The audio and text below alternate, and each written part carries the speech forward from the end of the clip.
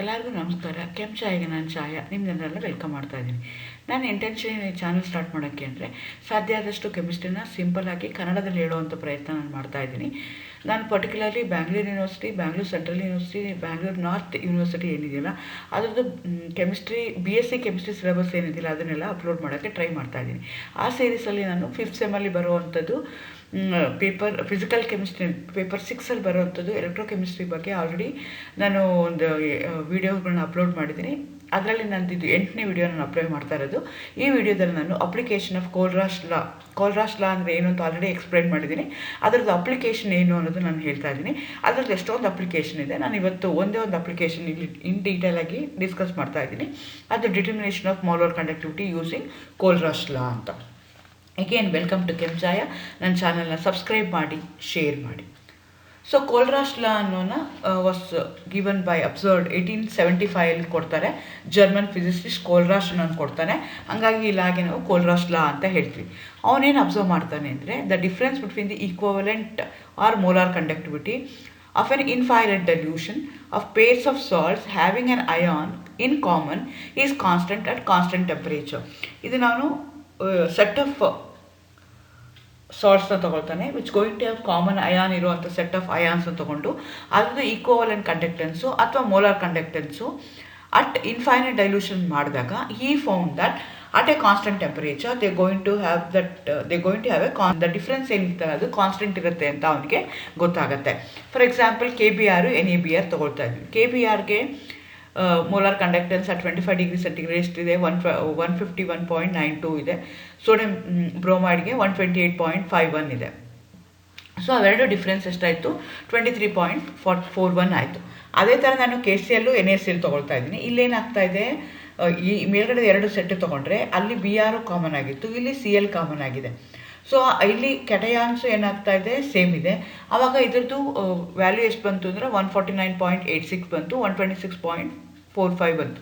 So ಇವೆರಡರ difference ಎಷ್ಟಿದೆ? 23.41 ಇದೆ. ಅಂದ್ರೇನು, ಮೇಲ್ಗಡೆದಲ್ಲಿ ಎರಡು ಅನಯಾನ್ಸು ಸೇಮ್ ಇತ್ತು, ಇಲ್ಲೂ ಎರಡು ಅನಯಾನ್ಸು ಸೇಮ್ ಇದೆ. ಆವಾಗ ಏನಾಗ್ತಾ ಇದೆ ಅಂದರೆ ಅವ್ರದ್ದು ಡಿಫ್ರೆನ್ಸ್ ಏನಾಗ್ತಿದೆ, ಕಾನ್ಸ್ಟೆಂಟ್ ಆಗಿದೆ ಅಂತ. ಆ ಥರ ಸೋಡಿಯಂ ಬ್ರೋಮೈಡು ಸೋಡಿಯಂ ಕ್ಲೋರೈಡ್ದು 2.6 ಬರುತ್ತೆ. ಅದೇ ಥರ KBr KCrದು 2.06 ಇದೆ. So at A constant temperature it is constant ಅಂತ ಹೇಳ್ತಾರೆ.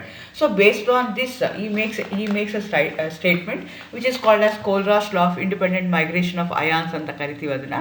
The molar conductance or equivalent conductance at an infinite dilution of an electrolyte is a sum of ionic conductance of cation and ion of the respective electrolyte. So ನಮಗೆ ಏನಾಗುತ್ತೆ ಅಂದರೆ usually ನಾವು molar conductance ಅಥವಾ equivalent ಕಂಡಕ್ಟೆನ್ಸ್ನ graphical ಮೆಥಡಲ್ಲಿ ಮಾಡ್ತೀವಿ. If the solution is very dilute, particularly weak electrolyte ಆಗಿತ್ತು, ತುಂಬ ಡೈಲ್ಯೂಟ್ ಸೊಲ್ಯೂಷನ್ ಆಗಿತ್ತು ಅಂತ ಇಟ್ಕೊಳ್ಳೋಣ, ಡೈಲ್ಯೂಷನ್ ಅಟ್ ಇನ್ಫೈನೈಟ್ ಡೈಲ್ಯೂಷನ್ ಆಗಿತ್ತು ಅಂತ ಇಟ್ಕೊಳ್ಳೋಣ. ಆವಾಗ ಏನಾಗುತ್ತೆ ಅಂತಂದರೆ ನನಗೆ ಗ್ರಾಫಿಕಲ್ ಮೆಥಡಲ್ಲಿ ಮಾಡೋಕ್ಕಾಗಲ್ಲ. ಸೊ ಅವಾಗ ಏನು ಮಾಡಬೇಕು, ನಾನು have to go for indirect method. ಆ ಮೆಥಡ್ಗೆ ನಾವೇನಂತ ಕರಿತೀವಿ, ಕೋಲ್ರಾಶ್ ಲಾ ಅಂತ ಹೇಳ್ತೀವಿ. ಸೊ ಅವ್ರೇನು ಹೇಳ್ತಾರೆ ಅಂದರೆ ಆಫ್ ಎನ್ ಎಲೆಕ್ಟ್ರೋಲೈಟ್, ಯಾವುದೋ ಒಂದು ಎಲೆಕ್ಟ್ರೋಲೈಟ್ ಇದೆ ಅಟ್ ಇನ್ಫೈನೈಟ್ ಡೈಲ್ಯೂಷನ್, ಅದರದ್ದು ಈಕ್ವಲೆಂಟ್ ಕಂಡಕ್ಟೆನ್ಸ್ ಅಥವಾ ಮೋಲಾರ್ ಕಂಡಕ್ಟೆನ್ಸ್ ಹೆಂಗೆ ಕ್ಯಾಲ್ಕುಲೇಟ್ ಮಾಡ್ತೀವಿ ಅಂದರೆ it's a sum of ionic conductance of cations and anions of that particular electrolyte. So ಇಲ್ಲಿ ಅದಕ್ಕೆ ಫಾರ್ಮುಲಾ ಕೊಡ್ತಾರೆ, lambda infinity is equal to lambda infinity of plus ion plus lambda infinity of minus ion, that is limiting equivalent conductivities ಅಥವಾ conductance of cation and anion. So ಅದ್ರ ಪ್ರಕಾರ ನಾವೇನು ಮಾಡ್ತೀನಿ, calculate ಮಾಡ್ತಾ ಹೋಗ್ತೀನಿ. Again it can be also expressed in terms of molar conductivity ಪ್ರಕಾರನ Kohlrausch law ಹೇಳ್ತಾರೆ. The limiting molar conductivity of an electrolyte is a sum of individual contribution of the limiting molar conductivities of the constituent ions. So ಬರೀ conductivity ಲೆಕ್ಕ ತೊಗೊಂಡ್ರೆ ಎರಡು ಅಯಾನ್ಸ್ನ ತೊಗೊಳ್ತೀವಿ, ಅಥವಾ molar conductivity ತೊಗೊಂಡ್ರೆ ಅವಾಗ μ0 electrolyte is equal to n plus μ0 plus n minus μ0 minus ಅಂತ ತೊಗೊಳ್ತೀವಿ. n plus and n minus are the positive and negative ions, cation anion ಎಷ್ಟು ನಂಬರ್ ಇರುತ್ತೋ ಅದು ನಂಬರ್ನ ತೊಗೊಳ್ತೀವಿ ಆಫ್ ಎನ್ ಎಲೆಕ್ಟ್ರೋಲೈಟ್. ಅದೇ ಥರ μ0 ಪ್ಲಸ್ μ0 ಮೈನಸ್ ಅಂತಂದರೆ limiting molar conductivities of the cation and anion respectively. ಈ ಫಾರ್ಮುಲಾ ಆದರೆ ಹಾಕ್ಕೊಂಡ್ಬಿಡ್ಬೋದು. ನಾನು ಆ ಫಾರ್ಮುಲಾ ಹಾಕ್ಕೊಂಡ್ಬೇಕಾದ್ರೂ I can find out the lambda infinity of an equivalent conductance or molar conductance of a weak electrolyte or any electrolyte at a infinite dilution. So what are the applications of Kohlrausch law? So indirect method of finding out molar conductance ಅಥವಾ limiting molar conductance ಅಥವಾ equivalent conductance ನ ಕಂಡುಹಿಡ್ಕೋಬಹುದು. Solubility of sparingly soluble salts weak ಎಲೆಕ್ಟ್ರೋಲೈಟ್ಗೆ ಮಾಡ್ಬೋದು. Solubility of sparingly soluble ಸಾಲ್ಟ್ಸ್ಗೂ ಮಾಡ್ಕೋಬೋದು. Degree of dissociation calculate ಮಾಡ್ಕೋಬೋದು. Degree of dissociation calculate ಮಾಡಿಕೊಂಡು ಅಯಾನಿಕ್ ಪ್ರಾಡಕ್ಟ್ನ ಕ್ಯಾಲ್ಕುಲೇಟ್ ಮಾಡ್ಬೋದು. Absolute ionic mobility of the ions ಮಾಡ್ಬೋದು. ಇದನ್ನು ನಿಮಗೆ 2 ಮಾರ್ಕ್ಸ್ ಕೇಳ್ತಾರೆ. What are the applications of Kohlrausch law ಅಂತ. ಈಕ್ವಲೆಂಟ್ ಕಂಡಕ್ಟೆನ್ಸು ಮೋಲಾರ್ ಕಂಡಕ್ಟಿವಿಟಿನ ಕಂಡುಹಿಡಿಯೋಕ್ಕೆ ಯೂಸ್ ಮಾಡ್ತೀವಿ. Solubility of sparingly soluble salt ಮಾಡೋದಕ್ಕೆ ಯೂಸ್ ಮಾಡ್ತೀವಿ.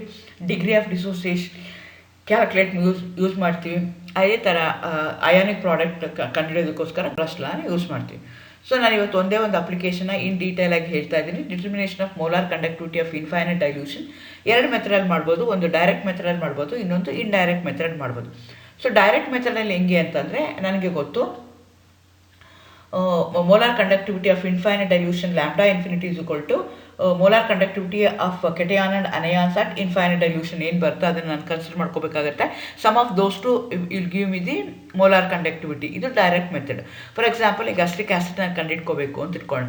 ಅಸಿಟಿಕ್ ಆ್ಯಸಿಡ್ಗೆ ಅವಾಗ ಏನು ಮಾಡ್ತೀನಿ ನಾನು, ಮೋಲಾರ್ ಕಂಡಕ್ಟಿವಿಟಿ ಆಫ್ ಅಥವಾ conductivity of oxalate ion, conductivity of cation proton ಅಂತ ಕ್ಯಾಲ್ಕುಲೇಟ್ ಮಾಡಿ ಅವೆರಡನ್ನು ಆ್ಯಡ್ ಮಾಡಿದಾಗ ನನಗೆ ಬರುತ್ತೆ. ಈ ಮೆಥಡ್ಗೆ ನಾವೇನಂತ ಕರಿತೀವಿ, ಡೈರೆಕ್ಟಾಗಿ ಮೆಥಡ್ ಅಂತ ಹೇಳ್ತೀವಿ. ಯಾಕೆಂದರೆ limiting molar conductivity of cation, limiting molar conductivity of anion ಎರಡೂ ಕಂಡುಹಿಡ್ಕೊಂಡು ಇದನ್ನು ಮಾಡ್ತೀವಿ. ಅವೆರಡು ಆ್ಯಡ್ ಮಾಡಿದಾಗ ಸಮ್ ಮಾಡಿದಾಗ ನನಗೆ ಮೋಲಾರ್ ಕಂಡಕ್ಟಿವಿಟಿ ಹೋಗುತ್ತೆ. ಇದು ಒಂದು.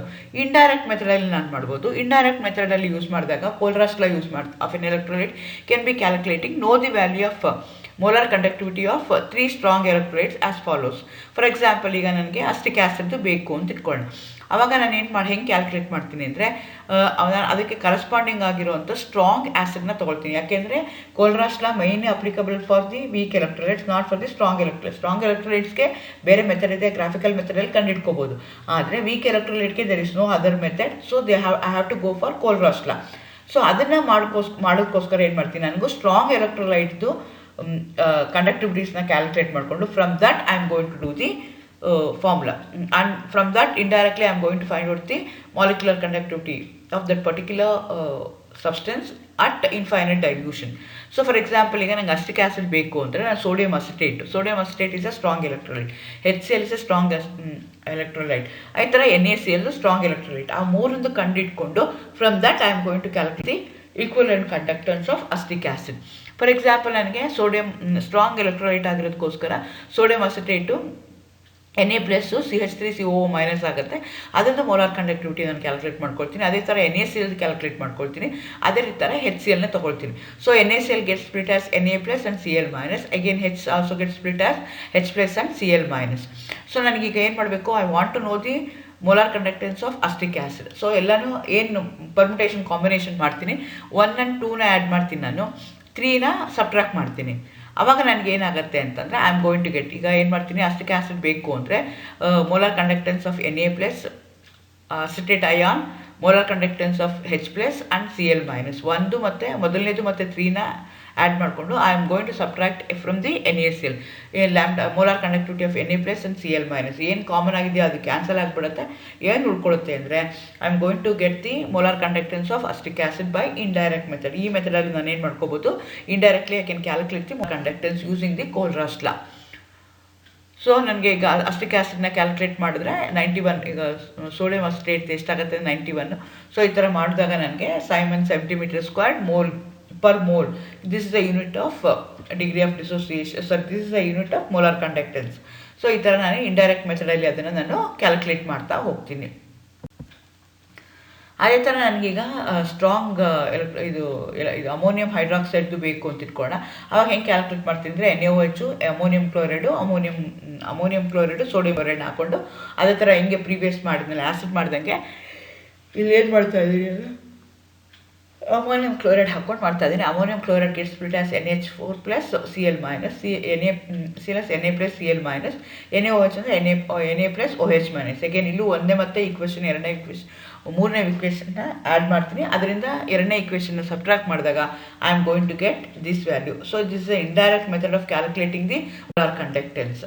ಅದೇ ಥರ ಒಂದು ಪ್ರಾಬ್ಲಮ್ನ ನಾವು ತೊಗೊಂಡ್ರೆ, lambda infinity of ammonium sulphate potash K2Cr2O7, they have given the value respectively. Calculate the molar conductivity of ammonium hydroxide at infinite dilution ಅಂತ ಹೇಳ್ತಾ ಇದ್ದಾರೆ. ಇನ್ಫೈನೈಟ್ ಡೈಲ್ಯೂಷನ್ ಬಂತು ಅಂದ ತಕ್ಷಣ ಕರಾಸ್ ರೂಲ್ ನಮಗೆ ನೆನಪಾಗಬೇಕು.